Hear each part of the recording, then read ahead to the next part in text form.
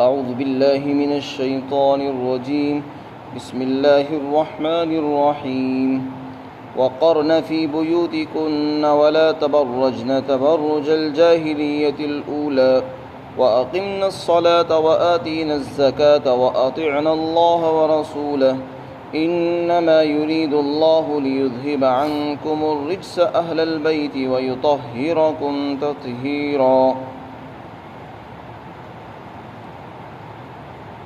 اور تم اپنے گھروں کے اندر قرار کے ساتھ رہو اور جاہلیت اولیٰ کی طرح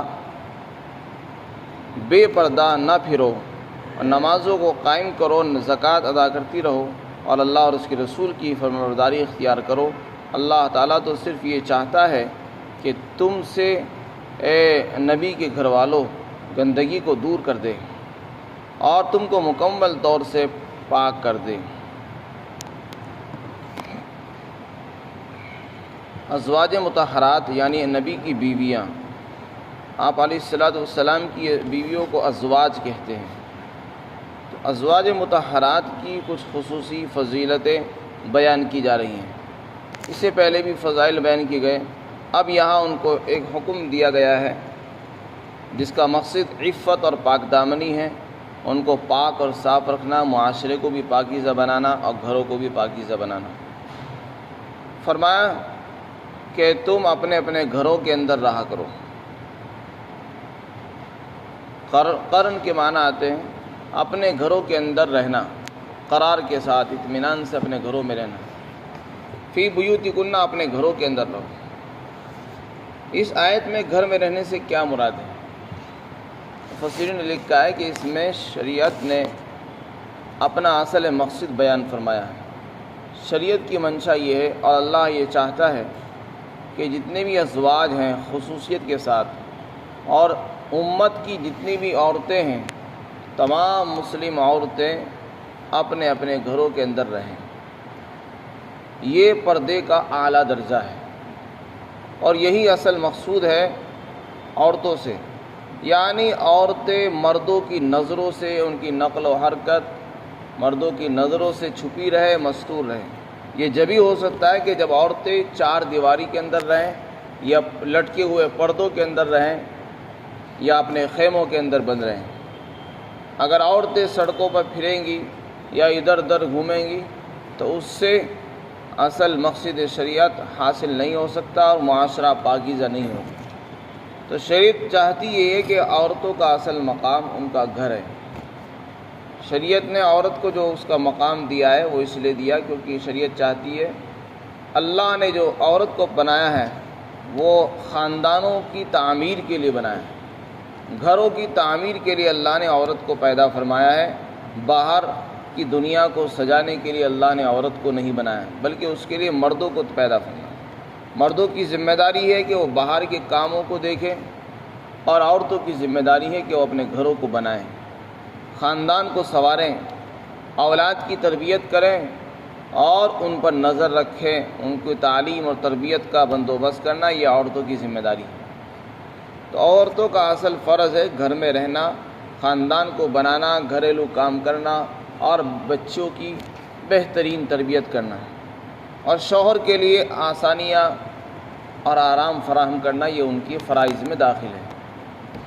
اگر عورت کو گھر سے باہر نکال کر مردوں کی صف میں کھڑا کیا جائے گا تو آپ خود اندازہ لگا سکتے ہیں کہ اس سے کتنا بڑا نقصان ہوگا۔ بظاہر آپ کو نفع نظر آئے گا کہ جیسے مرد کما رہا ہے عورتیں بھی کما رہی ہیں، لیکن اس سے خاندان کا ستیہ ناش ہو جائے گا، نہ خاندان بنے گا نہ گھر بنیں گے، اور بچے جب دیکھیں گے کہ ہمارے باپ بھی باہر ہیں، ماں بھی باہر ہے، تو بچے بھی آزاد ہو جاتے ہیں۔ جو بچوں کی صحیح تربیت اور پرورش ہونی چاہیے وہ نہیں ہو سکتی۔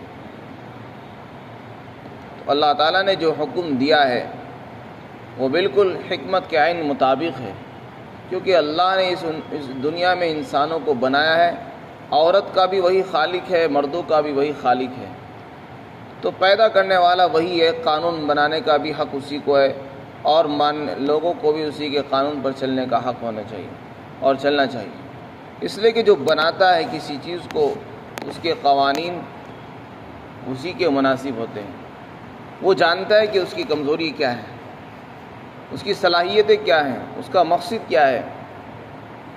کمپنی کوئی سامان بناتی ہے تو وہ اپنے نیم قانون رول بناتی ہے، بیان کرتی ہے کہ اس کے یہ رول ہے، اسی کے مطابق سامان کو استعمال کیا جاتا ہے تو وہ چلتا رہتا ہے۔ آپ اپنے اصول کے حساب سے لے کے چلیں گے تو وہ خراب ہو جاتا ہے۔ تو انسان کو بنانے والا اللہ ہے، انسان کو کسی دنیا کی مخلوق نے پیدا نہیں کیا، کسی حکومت نے نہیں بنایا۔ اگر حکومتیں کہیں کہ عورتیں اس طرح رہیں گی، مرد اس طرح رہیں گے، تو یہ خدائی قانون کے اندر مداخلت ہے۔ انسان کو چونکہ اللہ نے بنایا، بلکہ ہر چیز کو اللہ نے بنایا، تو قانون بھی اسی کا چلنا چاہیے۔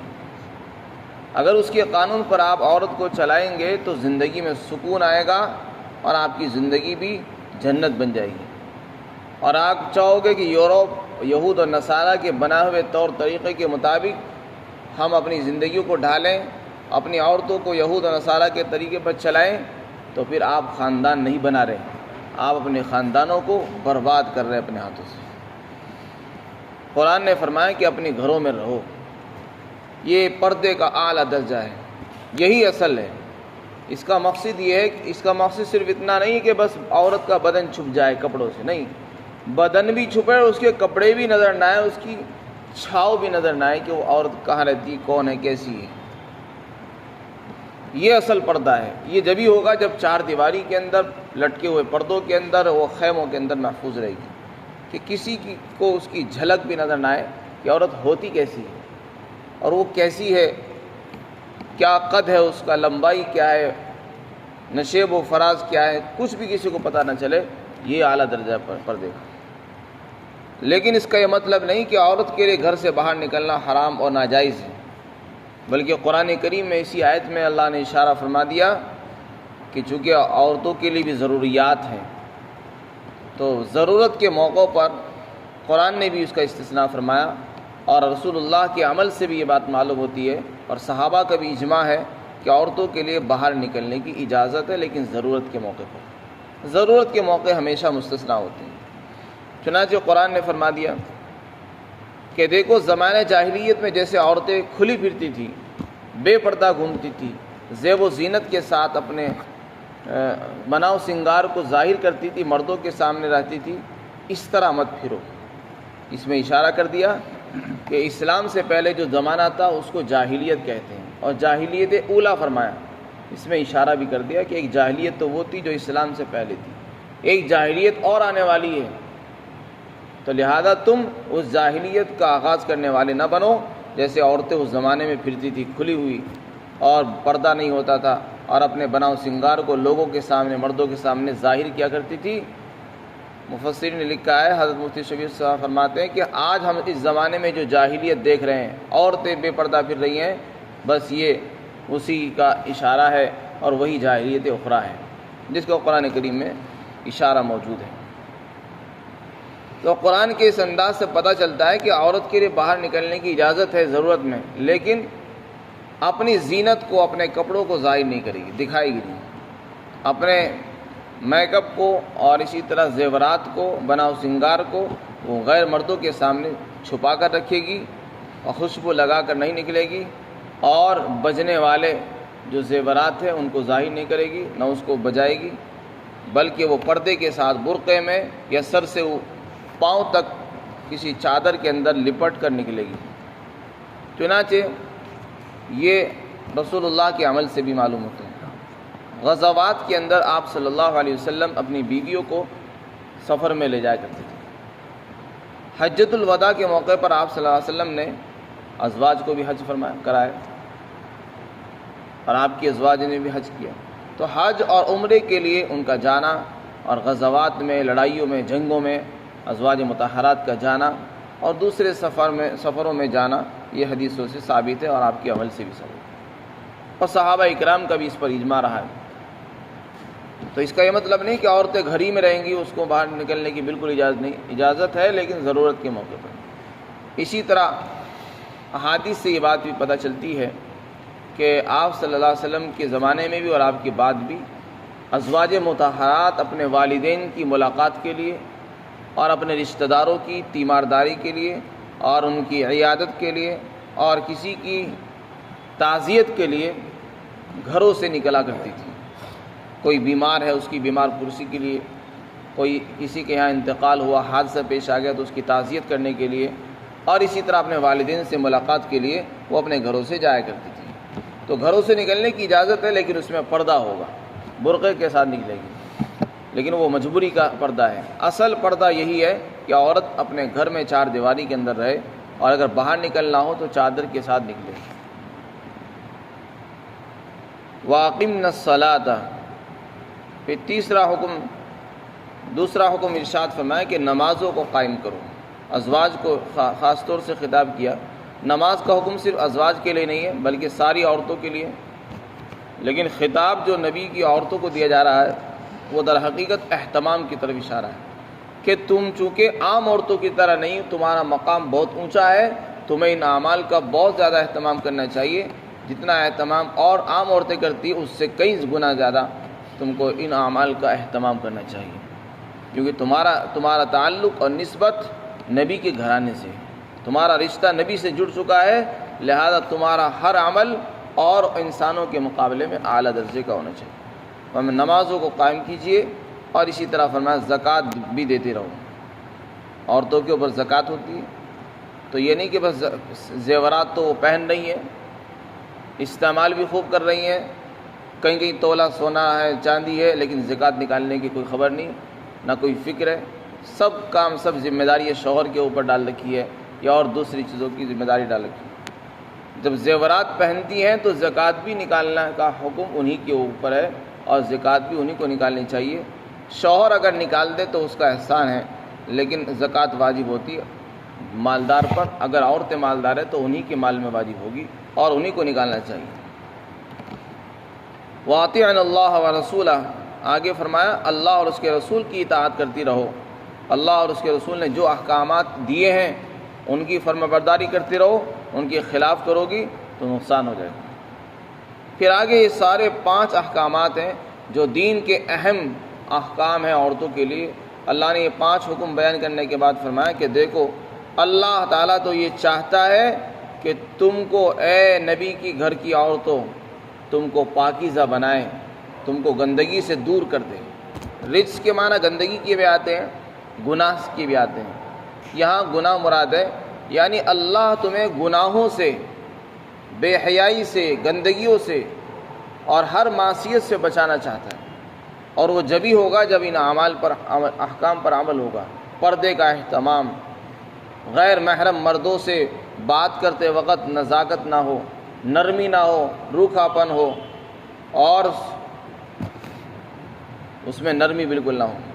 اسی طرح نمازوں کا اہتمام، زکوٰۃ کی ادائیگی، اللہ اور اس کے رسول کی فرمانبرداری۔ جب یہ ان 5 احکام پر عمل ہوگا تو پھر انشاءاللہ تم گناہوں سے محفوظ رہو گی اور شیطان اغوا سے بھی بچو گی۔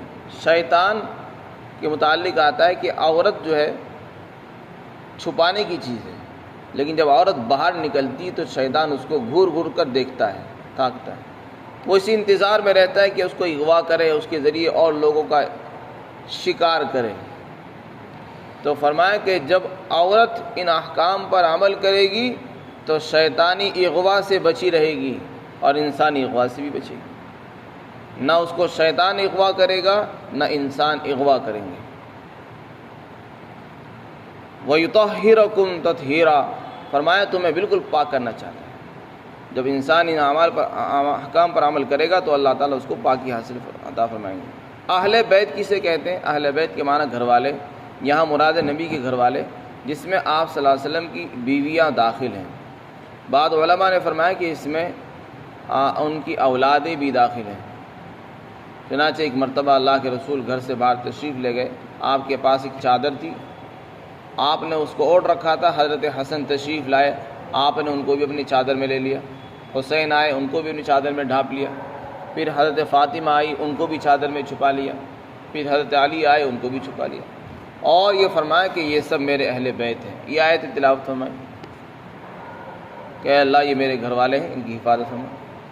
اس موقع پر آپ نے یہی آیت تلاوت فرمائی، تو اس سے پتہ چلتا ہے کہ ازواج مطہرات بھی اور آپ کی بیٹیاں اور آپ کے حضرت علی رضی اللہ عنہ ان کی اولادیں یہ سب اہل بیت میں داخل ہیں۔